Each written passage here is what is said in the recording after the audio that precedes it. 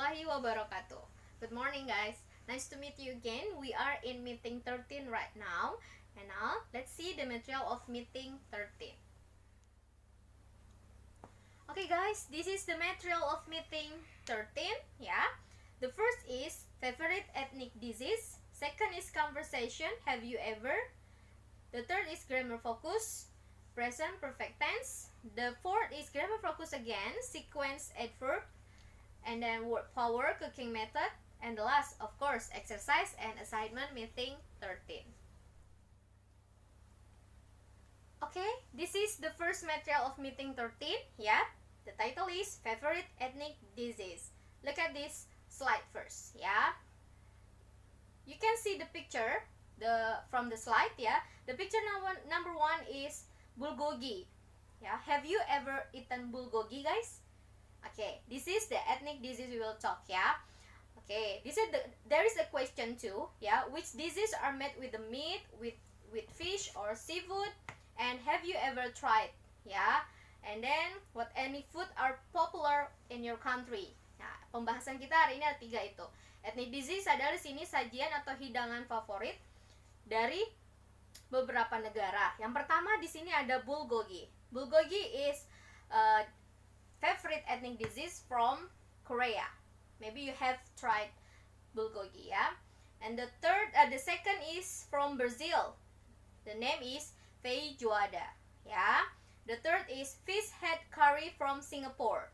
Kalau di sini fish head curry itu artinya gulai kepala ikan kakap kalau di Padang, di restoran Padang, ya. And the last is ceviche, ya, from Latin America. Okay. Nah, jadi pembahasan di sini kita akan bahas tentang makanan-makanan etnik yang pernah kalian coba atau yang belum kalian coba, dan made of apa, dan terbuat dari apanya. Oke, next slide. Okay guys, this is the conversation, yeah. They are in restaurant and there are 3 person in the picture, yeah. The name are Steve, Katie, and the waiter. Okay, what are they eating? Mereka sedang makan apa sih? Nah, you can read the conversation first. Yeah. Steve say, "Hey, this sounds strange. Snail with garlic. Have you ever eaten snail?" Nah, di sini ada makanan etniknya, yaitu have you ever eaten snail? Have-nya di depan bukan arti mempunyai, tapi sudah pernahkah? Sudah pernahkah kamu mencoba makanan snail, siput dengan bawang putih? Nah, si Katie answer, "Yes, I have. I had them here just last week." Ya, saya sudah pernah. Saya makan di Hero beberapa minggu lalu. And then, "Did you like them?" Apakah kamu menyukainya? Kata Steve. "Yes, I did. They were delicious. Why don't you try some?" Nah, enak banget. Kenapa nggak coba aja? Kata si Katie. And Steve say, "No, I don't think so." Like that, ya. And waiter said, "Yeah, have you decided on appetizer yet?" Apakah Anda sudah memutuskan untuk makanan pembukanya? Okay, if you are eating in restaurant, ya, there are 3 kinds of meals. Ada 3 jenis makanan. Ada appetizer, main course, and dessert. Appetizer adalah makanan pembuka. Biasanya dengan makanan-makanan ringan, ya, seperti kentang goreng atau apa. Nah, yang main course-nya baru ada nasi, lauk, atau menu lainnya. Kalau dessert itu adalah makanan penutup, biasanya buah, es krim, atau yang lain. Okay? You can practice this conversation, yeah, with your friends or with your brother and sister at home. And now, next slide. Okay guys, this is the grammar focus in present perfect tense, yeah. In conversation above, yeah, there is have, has, ya kan? Di percakapan di atas tadi ada kata-kata have, has, eaten, verb yang ketiga dipakai di sana. Nah, itu adalah termasuk dalam tenses present perfect tense. Nah, di sini apa sih penjelasan dari present perfect tense itu? You can look at, ya, on my slide, ya. The first perfect tense is often used for an action which started at the same time in the past and is still continue right now. Jadi, present perfect tense itu adalah tenses yang dipakai ketika kita menceritakan kejadian yang terjadi di masa lampau dan sekarang kemungkinan masih berlanjut seperti itu. Tapi Kalau yang kemarin kita bahas past tense itu adalah kegiatan terjadi di masa lampau dan sudah selesai kegiatannya. Kalau perfect itu masih berlanjut di sekarang, di masa ini gitu. Makanya di sini kita menggunakan kata have dan has. Jadi ciri-ciri past tense itu ya, yang pertama adverb of time-nya dulu ya. Ciri-ciri yang pertama adalah menggunakan keterangan waktunya adalah since, sejak, for, selama. For di sini bukan untuk artinya, tapi artinya adalah selama. Ada yet, penegasan belum, already, penegasan sudah. Ever, pernah, never, tidak pernah.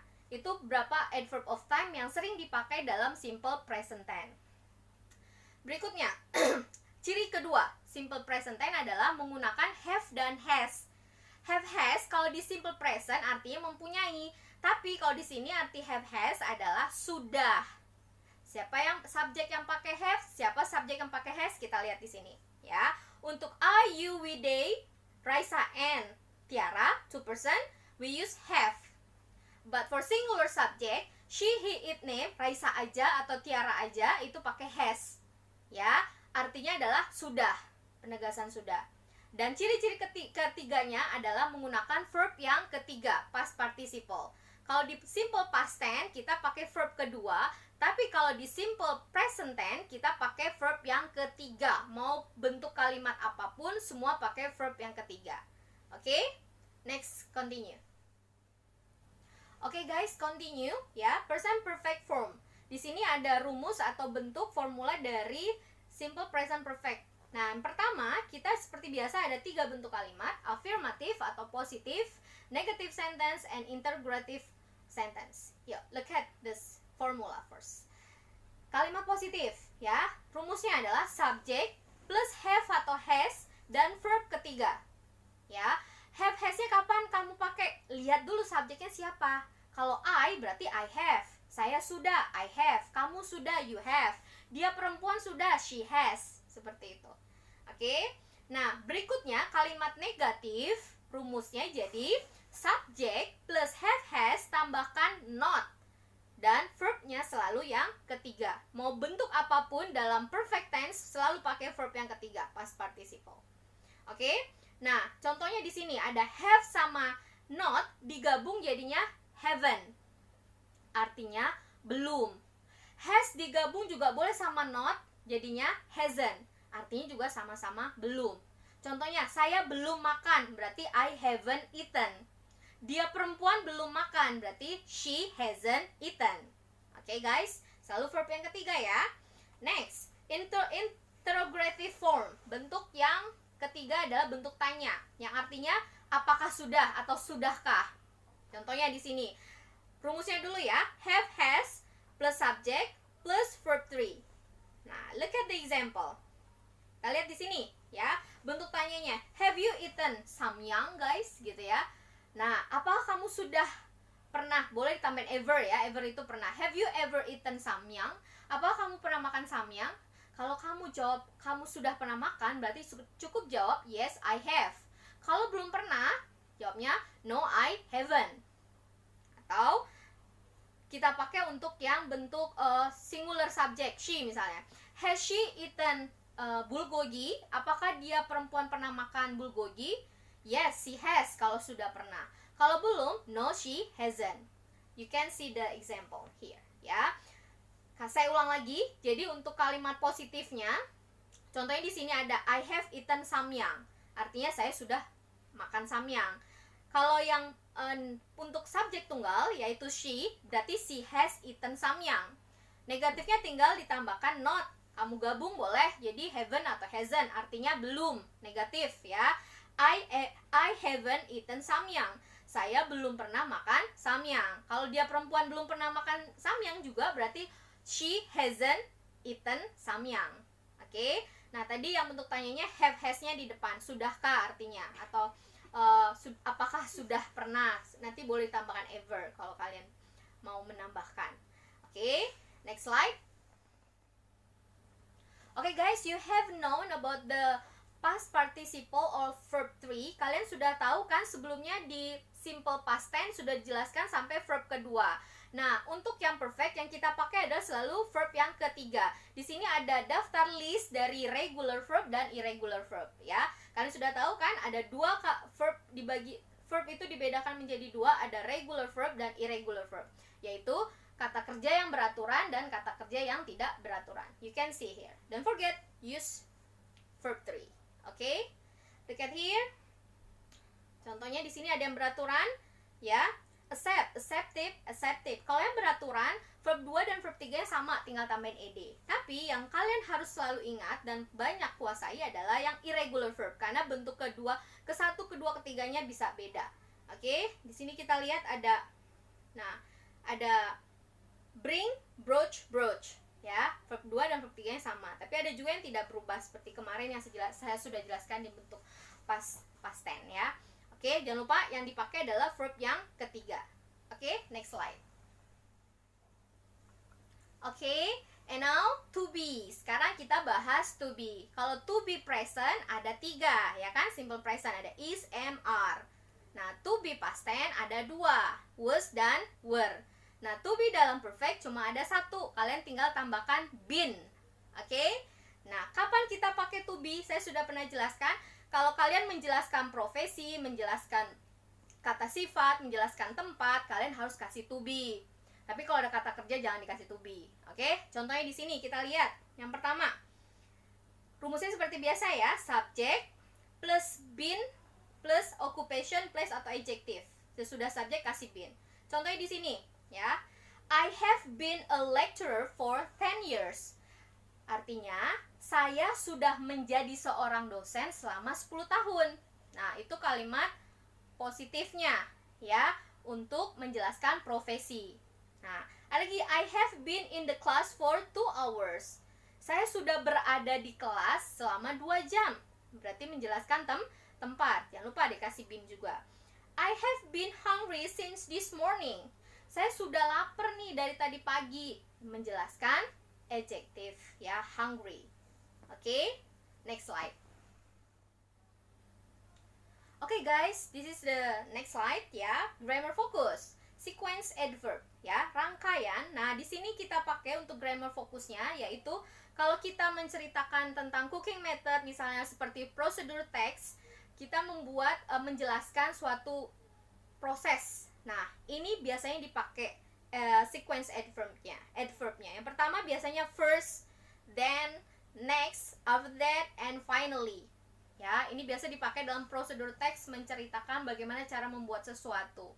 Jadi jangan pakainya next aja, jadi di-combine. Ada first pertama, then kemudian next selanjutnya, after that sesudah itu, and finally, dan terakhir, seperti itu.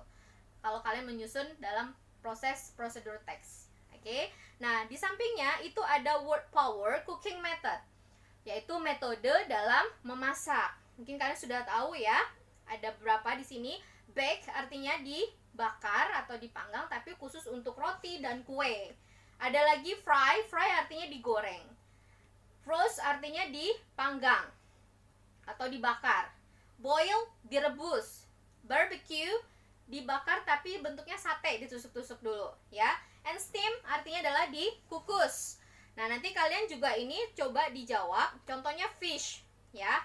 Fish selain bisanya diapain aja? Di bake bisa nggak? Nggak. Berarti bisanya diapa? Di fry, di roast bisa, di boil bisa, di barbecue bisa, di steam bisa. Oke, ini ada thingsnya, ada foodnya, and methodnya. Kamu bisa baca dan bisa sambil diisi checklist ya. Oke, next slide. Okay guys, this is the last slide of meeting 13. As usual, you have to answer all the question in meeting 13 and please make 10 sentences using present perfect. Dan setelah kalian jawab semua soal atau pertanyaan ada di pertemuan 13, silakan kalian buat 10 kalimat dengan menggunakan simple present perfect tense, yaitu dalam 3 bentuk: positif, negatif, dan tanya. Jadi misalnya seperti tadi, 1 soal berarti 3 jawabannya. Misal kamu bikin 1 kalimat berarti 3 nanti polanya yang kamu pakai. Contohnya, I have eaten samyang, berarti itu kalian positif. Negatifnya, I haven't eaten samyang. Bentuk tanya, have you atau have I eaten samyang, seperti itu. Jadi kalau ada 10 kalimat, kalau dibikin 3 bentuk, jadi semuanya ada 30 kalimat. Oke, as usual, ya, don't forget to send your answer googling in LSM UBSI and in our WA group. Okay guys, thank you for your attention. See you next week. Wassalamualaikum warahmatullahi wabarakatuh. Bye.